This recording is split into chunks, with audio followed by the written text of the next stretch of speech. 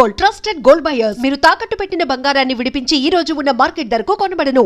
Background ఉంది, multimedia, so photography అంటే YouTube start చేయాలి అనేటప్పుడు ఇంత ఉండేటప్పుడు మోజీస్తో కాకుండా ఈజీగా బ్యూటిఫుల్ లొకేషన్స్ని చేయొచ్చు, లేకపోతే మ్యారేజ్ ఈవెంట్ రిలేటెడ్ డెకరేటివ్ థింగ్స్ని చేయొచ్చు.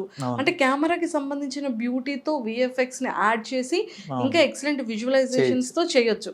సో అది కాకుండా మోజీసే ఎందుకు స్టార్ట్ చేయాలనిపించింది? ఇప్పుడు ఉదాహరణకి ఒక ఇద్దరు కపుల్స్ని ప్రీ వెడ్డింగ్ తీయడానికి మనం బీచ్కి వెళ్ళాం అనుకోండి, మేము ఉదయాన్న మొదలు పెడితే సాయంత్రం అయిపోయేది. 2 నిమిషాల ఫుటేజ్ కూడా వచ్చేది కాదు. ఓకే, ఎందుకంటే నవ్వమంటే నవ్వరు, ఇలా చాలా ఇబ్బందులు పడేవాళ్ళం అనమాట. అదే మా ఇదేంటంటే స్క్రిప్ట్ రాసుకోగానే వెంటనే మనకి కనిపిస్తుంది అనమాట.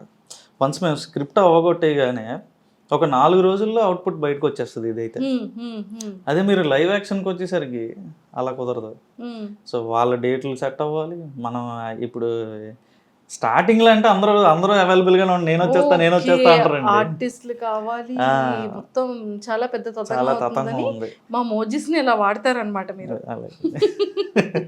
వీళ్ళైతే ఎప్పుడు అవైలబుల్ గా ఉంటారు నాకు. మోజీస్ అయితే ఎటువంటి కథ చెప్పాలన్నా పద అంటారు అనమాట. మోజీసా? మోజీస్ తో మీరు మాట్లాడుతూ ఉంటారు. అంతే, ఏదో ఒకసారి మాట్లాడండి మోజీ. యాక్చువల్ గా ఏంటంటే ఆఫీస్ లో అందరూ కూడా వాళ్ళని ఒక అంటే ఏదో క్యారెక్టర్ లా చూడరు. అనే మధుగాడితో ఇలా చేపిద్దాం, మహేష్ గారితో ఇలా డైలాగ్ చెప్పిద్దాం, ఇప్పుడు సరదా సుబ్బారావు అంకుల్ వస్తాడు, ఇప్పుడు నాన్న వస్తాడు, అమ్మ వస్తాడు అని చెప్పి అంటే ఇలా ఆ క్యారెక్టర్స్ని మా వాళ్ళు ఓన్ చేసేసుకుంటారు అనమాట. సో అనే పండగ వస్తుంది కదా, మధుగాడు ఇలా చేస్తే ఎలా ఉంటుంది అంటారు అని వాళ్ళే నాకు ఓన్ చేసుకొని సజెషన్స్ ఇస్తారు. ఓకే, అంటే ఈ సీరియస్ గా స్టార్ట్ చేసిన ఫిల్మ్ మోజీ 2020లో 2018లో స్టార్ట్ అయ్యింది. 1 year ఆపేసాం. సో కోవిడ్ వచ్చింది, ఇంకా అక్కడి నుంచి వెనక్కి తిరిగి చూడలేదు. అందరూ బయటికి వెళ్ళాల్సిన అవసరం లేదు, ఇంట్లో ఉండి చేయాలి.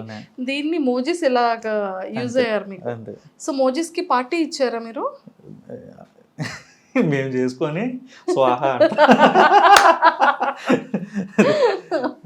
సూపర్ అండి. నిజంగానే చాలా బ్యూటీ థింగ్ ఏంటి అంటే స్క్రిప్ట్స్ నిజంగా ఒక పర్సన్స్ చెప్తే వాళ్ళ డేట్స్, వాళ్ళ టైమ్స్, వాళ్ళ వెయిటింగ్స్, ఎడిటింగ్, అవుట్పుట్ వాళ్ళకి నచ్చింది, మన ఈ తతంగాలు అన్నీ ఉంటాయి. సో మోజెస్కి మీరు ఎస్ అంటే ఎస్, నో అంటే నో, కూర్చో అంటే కూర్చో, కమ్ అంటే కమ్, టైంతో సంబంధం లేదు, స్క్రిప్ట్తో సంబంధం లేదు, ఏం చెప్పినా వింటుంది మోజీ. సూపర్. మీకు ఇన్ని మోజెస్ని యూజ్ చేస్తూ ఉంటారు కదా, సో మీ ఫేవరెట్ మోజీ ఏంటి? మాకు ఎక్స్ప్రెషన్తో చెప్పాలి, చూపించాలి. ఆబ్వియస్గా మిడిల్ క్లాస్ మధువే. Middle class Madhu. సూపర్. ఈ మిడిల్ క్లాస్ మధు అన్న టైటిల్ ఎందుకండి వచ్చింది? అంటే లైక్ మన లైఫ్ స్టైల్లో ఏదో ఒక చిన్న కార్నర్ అంటే ప్రాసనే పట్టుకున్నాను అండి అంతే. అంటే నేను ఎక్కువ రాసే డైలాగుల్లో ఎక్కువ ప్రాస ఉంటుంది అనమాట. సో ఒక స్టార్టింగ్ అంటే పదాలు మళ్ళీ రిపీట్ అవుతూ ఉంటాయి అనమాట. ఇప్పుడు పాత స్టార్ట్ అయితే మళ్ళీ పాత అంటే వేరే పదం రావడం, ఇలా ప్రాస ఎక్కువ ఉంటుంది. మనకు తెలుగులో ఉండే బ్యూటీ అదేనండి. సో ఎక్కువ అంటే ఒక అక్షరంతో చాలా రాయొచ్చు అనమాట. సో అలా మిడిల్ క్లాస్ మధు మా కలిసింది కదా అని అలా పెట్టాను. సో మాదాపూర్ మహేష్, మచ్చలేని మహేష్, మేకు చుట్టూ మహేష్, సో ఇలా సరదా సుబ్బారావు, సో ఇలా అనమాట. సో ఇలా పేర్లన్నీ ఇవే.